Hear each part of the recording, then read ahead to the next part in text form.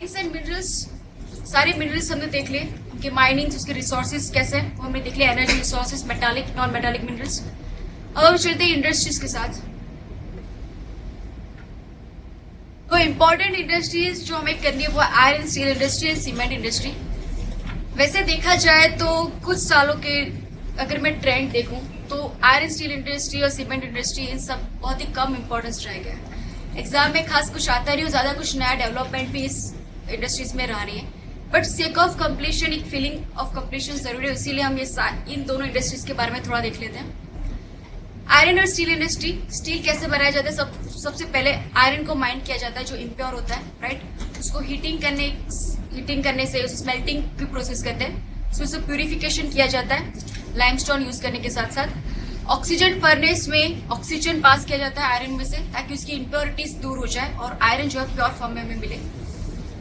उसके साथ कुछ अदर एलिमेंट्स उसमें ऐड किए जाते हैं ताकि उसको स्टेनलेस स्टील बने या अलग अलग तरह की प्रॉपर्टी जो जैसे रिक्वायरमेंट होती है उस तरीके का स्टील बनाया जाता है। इंडिया में स्टील इंडस्ट्री की हिस्ट्री क्या है?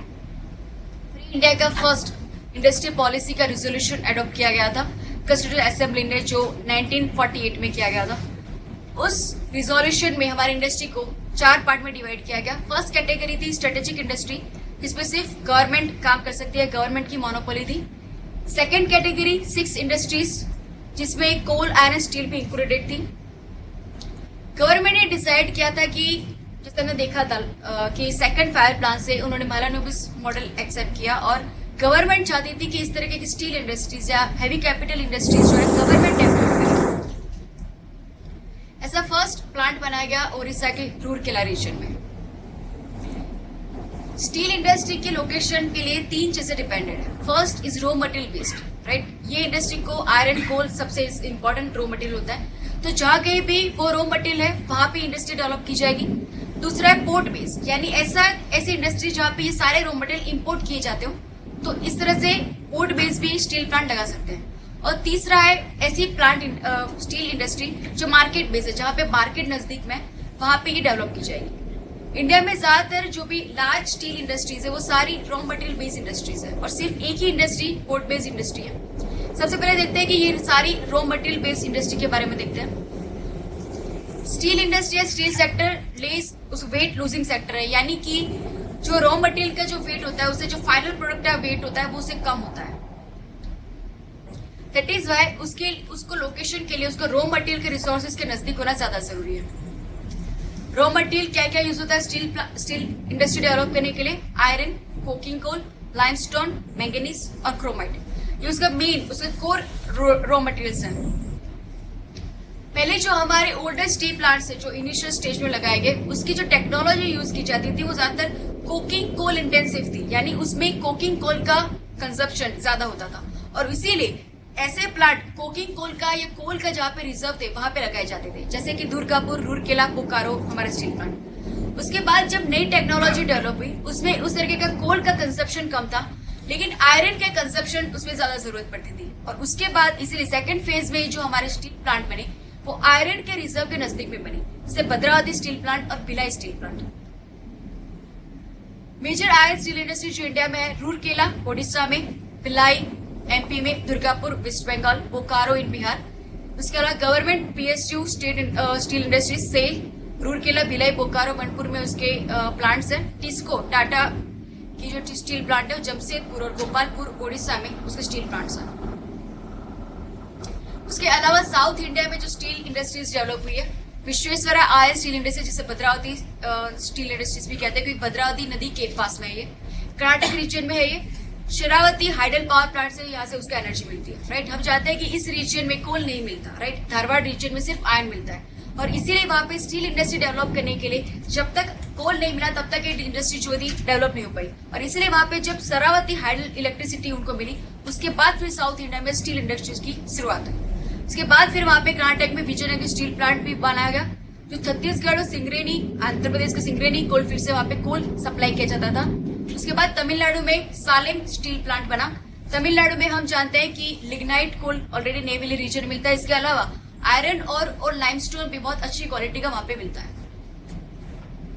भिलाई स्टील प्लांट जो एमपी में है उसको आयरन दिल्ली राजहरा यानी छत्तीसगढ़ रीजन से आता है, कोकिंग कोल जरिया से आता है, कोल कोरबा रीजन से, लाइमस्टोन अकलतरा रीजन और मैंगनीज बालाघाट एमपी वहां से आता है। बोकारो को जो बिहार में लोकेटेड उसे आयरन दिल्ली राजौरा रीजन जरिया से उसको कोल मिलता है, बादाम पहाड़ रीजन वहां से उसको मैंगनीज और बीर मित्रापुर से उसको लाइमस्टोन मिलता है।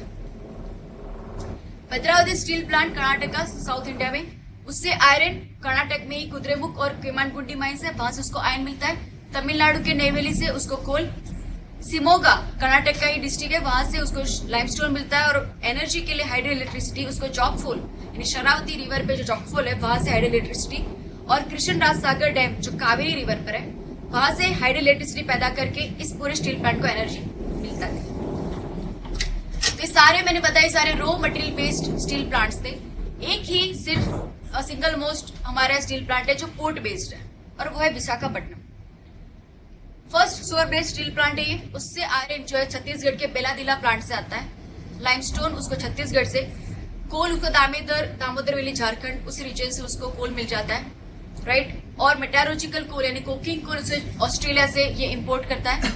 एनर्जी आंध्र प्रदेश में ही बालीमेला हाइड्रो इलेक्ट्रिसिटी प्लांट है गोदावरी रिवर पे, वहां से उसको एनर्जी भी मिल जाती है। नेचुरल गैस केजी बेसिन वहां पर है, केजी बेसिन से वहां से उसको नेचुरल गैस मिल जाता है। और ये सारा जो फिनिश या इंटरमीडिएट जो भी प्रोडक्ट उसकी बनती है वो जापान में एक्सपोर्ट की जाती है।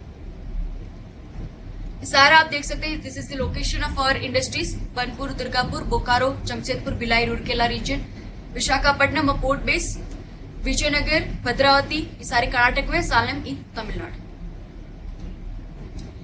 तीसरी जो स्टील प्लांट्स होते हैं जिसे हम कहते हैं मार्केट बेस्ड स्टील प्लांट्स, ये होते हैं मिनी स्टील प्लांट्स, यानी उनका प्रोडक्शन 10,000 टन से एनुअली प्रोडक्शन उनसे कम होता है, यानी कि बहुत ही छोटे स्टील प्लांट्स होते हैं। बड़े बड़े जो हमने देखा आयरन कोर और कोल के रिजर्व पे डिपेंडेंट नहीं होते। ये स्टील बनाते हैं स्क्रैप स्टील में से, यानी स्पॉन्ज आयरन सेल और स्क्रैप जो भी मिलता है उसमें से ये फिर से स्टील बनाते हैं, राइट। उनका कैसेशन पीरियड बहुत ही छोटा होता है, कम इन्वेस्टमेंट चाहिए होता है। उनको कोल के या आयरन के रिजर्व के नजदीक होना जरूरी नहीं। बड़े बड़े टाउन्स और सिटी के नजदीक में जहाँ पे आयरन की डिमांड होती है वहां पे इस तरीके के मिनी स्टील प्लांट बनते हैं, राइट। लार्ज स्टील प्लांट सिर्फ माइल्ड स्टील प्रोड्यूस करते हैं, लेकिन mini steel plant mild steel, alloy steel, stainless steel सभी तरह के स्टील प्रोड्यूस कर सकते हैं। कंजप्शन के नजदीक होते हैं। उनमें कुछ फेमस मिनी स्टील प्लांट है, रथी स्टील ऑफ एमपी और Alang steel of Gujarat.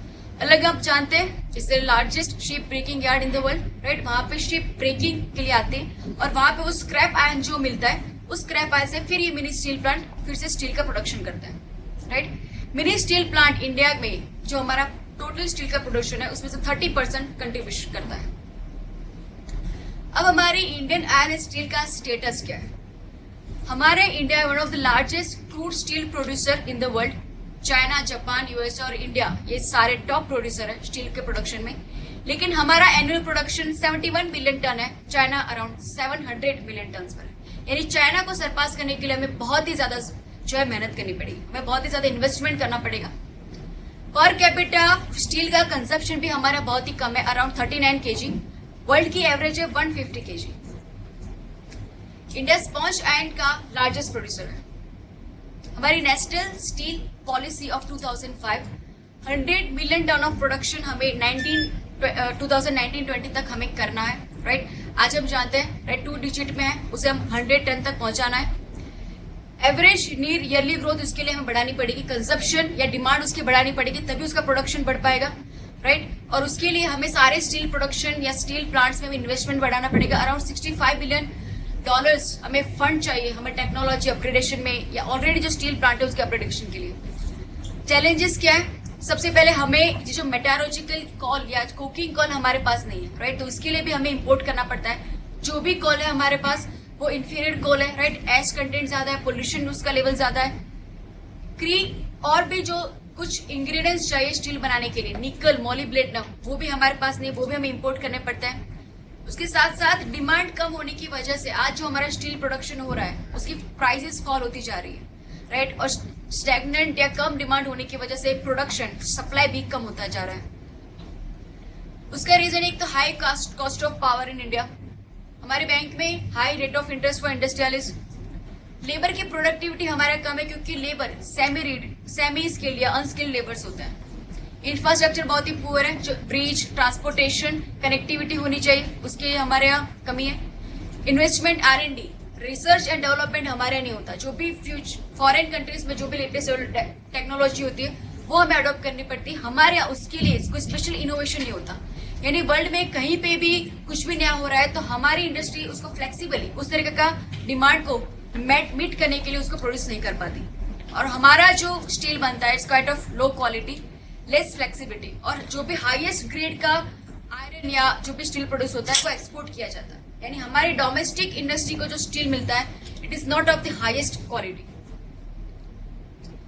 Potassium, लेकिन क्या क्या हमें जानते हैं कि हमारे पास हिमेटाइट का one of the largest resource है, और hematite is a superior iron ore, right, world का 4th लार्जेस्ट रिजर्व है।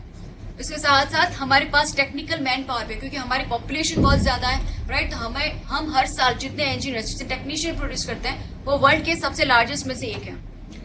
और हमारे यहाँ लेबर बहुत ही चीप है, लेकिन हमें इस लेबर को स्किल प्रोवाइड करने की जरूरत है, उनकी जो एफिशिएंसी कम है उस एफिशिएंसी को बढ़ाने की जरूरत है।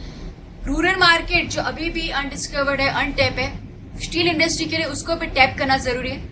और जैसे ही हमारी government make in India campaign यानी मैन्युफैक्चरिंग इंडस्ट्री का डेवलपमेंट करना चाहती है, हाउसिंग फॉर ऑल बाय 2020 यानी लो कॉस्ट हाउसिंग का डेवलपमेंट करना चाहती है, तो रियल एस्टेट में, कंस्ट्रक्शन में, इन इंडस्ट्रीज के डेवलपमेंट के लिए, इवन इंफ्रास्ट्रक्चर में भी रोड, रेलवेज, ब्रिजेस, इन सभी बनाने के लिए भी आयरन स्टील की जरूरत पड़ेगी। और ये जब सारी चीजें इन मोमेंटम आ जाएंगी तो फिर स्टील की डिमांड बहुत बढ़ जाएगी, और इसकी वजह से शायद हमारा स्टील का प्रोडक्शन भी बढ़ जाएगा। तो ये थी iron and steel industries. Now we move to cement industries, one of the most advanced industries in India. उसके लिए जो भी इंफ्रास्ट्रक्चर, इंपॉर्टेंट इंफ्रास्ट्रक्चर डेवलपमेंट, उसके हमारे जो भी आज भी हम लो कॉस्ट हाउसिंग करना चाहते हैं, इंफ्रास्ट्रक्चर डेवलपमेंट करना चाहते हैं, कंस्ट्रक्शन इंडस्ट्री, रियल एस्टेट, इस सब के डेवलपमेंट के लिए सीमेंट इंडस्ट्री बहुत ही जरूरी है। हमारा पर एवरेज, अगर average per capita cement consumption India में देखा जाए तो सिर्फ 110 kg है, राइट, लेकिन वर्ल्ड का अगर हम देखें तो 240 kg है। यानी आज भी हम सीमेंट यानी कंस्ट्रक्शन का यूज बहुत ही कम कर रहे हैं, राइट। ये तो हम जानते हैं क्योंकि हमारा इंफ्रास्ट्रक्चर डेवलपमेंट बहुत ही पुअर है, राइट, और इसीलिए एवरेज हमारा बहुत ही कम यूज होता है सीमेंट। सीमेंट बनाने के लिए उस इंडस्ट्री में रॉ मटेरियल क्या चाहिए? लाइमस्टोन सबसे ज्यादा अमाउंट में चाहिए, उसके बाद सिलिका, एल्यूमिना, स्टील प्लांट से स्लैग और फर्टिलाइजर प्लांट से भी स्लैग, सी शेल, जिप्सम और बॉक्साइट, ये सारे रॉ मटेरियल अगर मिल जाए तो सीमेंट इंडस्ट्री जो है वो स्टार्ट हो सकती है। ज्यादातर ही लोकेशन बेस्ड इंडस्ट्री है, क्योंकि सबसे ज्यादा उसको लाइमस्टोन की जरूरत होती है, तो जहां पे भी लाइमस्टोन मिलता है उसके नजदीक ज्यादा फर्टिलाइजर इंडस्ट्रीज या सीमेंट इंडस्ट्रीज डेवलप होती है। ये वेट लूजिंग इंडस्ट्री, यानी कि लाइमस्टोन अगर 1.5 टन उसको रॉ मटेरियल मिलता है तो प्रोड्यूस होता है सिर्फ 1 टन ऑफ सीमेंट, राइट, तो इसीलिए लाइमस्टोन के रिजोर्ट्स के नजदीक सीमेंट इंडस्ट्री डेवलप होती है। उसकी और एक इंपॉर्टेंट रिक्वायरमेंट होती है कोल, उसकी एनर्जी प्रोड्यूस करने के लिए, क्योंकि एनर्जी इंटेंसिव इंडस्ट्री बहुत ही ज्यादा पावर की रिक्वायरमेंट चाहिए होती है। Coal need to burn the limestone, right, अगर लाइमस्टोन को बर्न किया जाएगा, कोल उसके लिए जरूरत है, उसको बर्न करने के लिए जरूरत है, और जो भी एशेस होगी बर्न कोल की उसको मिक्स किया जाता है लाइमस्टोन के साथ, और फिर उससे बनता है क्लिंकर, और उसमें से फिर सीमेंट बनता है। तो इसीलिए लाइमस्टोन और कोल इस इंडस्ट्री की सबसे इंपॉर्टेंट रिक्वायरमेंट होती है। स्टेट वाइज सीमेंट प्रोडक्शन अगर हम देखें तो एमपी छत्तीसगढ़ में लार्जेस्ट लाइमस्टोन रिजर्व है, और इसीलिए यहाँ पे सबसे ज्यादा अमाउंट में सीमेंट इंडस्ट्री पाई जाती है। हम जानते हैं विंध्यन रॉक्स, विंध्यन हिमालय, विंध्यन रेंज में ज्यादातर लाइमस्टोन पाया जाता है, राइट, इसी वजह से सतना, कैमूर, कटनी, इस एमपी छत्तीसगढ़ रीजन में सीमेंट इंडस्ट्री पाई जाती है। इसके साथ राजस्थान में बिकॉज ऑफ अरावली रेंज वहाँ पे भी second largest reserve of limestone पाया जाता है, और इसलिए वहाँ पे सवाई माधोपुर, लाखेरी, उदयपुर रीजन में सीमेंट इंडस्ट्री लोकेटेड है। आंध्र प्रदेश, तेलंगाना रीजन में भी, क्योंकि वहाँ पे तेलंगाना प्लेट्यू है, नेचुरल वे पे यहाँ पे 3rd largest resource of limestone है ये, और इसकी वजह से करीमनगर जो आज तेलंगाना में है, और आंध्र प्रदेश में जो कृष्णा और विजयवाड़ा रीजन है वहाँ पे सीमेंट इंडस्ट्री लोकेटेड है। उसके बाद गुजरात में मोस्टली सारे कोस्टल एरियाज में हमारे यहाँ सीमेंट इंडस्ट्री लोकेटेड है। सिक्का इज द फेमस फॉर इस सीमेंट इंडस्ट्री, पोरबंदर, सिबोलिया, ये सारी जगहों पे सीमेंट इंडस्ट्री लोकेटेड है। हमारे सीमेंट इंडस्ट्री का क्या स्टेटस है? इंडिया जो है वर्ल्ड की 2nd largest producer of cement है आफ्टर चाइना, राइट। हमारे यहाँ 37 लार्ज और 365 मिनी सीमेंट प्लांट आज एग्जिस्ट करता है, लेकिन हमें हमारी कैपेसिटी को बढ़ाने की बहुत जरूरत है, राइट। इसके लिए हमें 500 करोड़ रुपीस चाहिए ताकि एटलीस्ट हम 1 मिलियन टन कैपेसिटी बढ़ा पाए, और गवर्नमेंट का प्लान है 40 मिलियन टन कैपेसिटी बढ़ाना पर ईयर। तो सोचिए हमें कितने ज्यादा इन्वेस्टमेंट की जरूरत है। लेकिन कुछ अपॉर्चुनिटी भी हमारे सामने।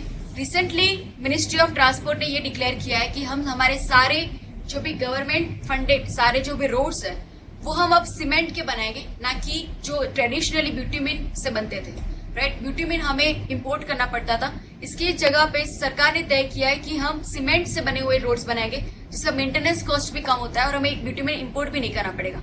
तो इसकी वजह से जब भी ये गवर्नमेंट की पॉलिसी इंप्लीमेंट होगी, उसी के साथ सीमेंट का भी हमारी डिमांड बढ़ जाएगी।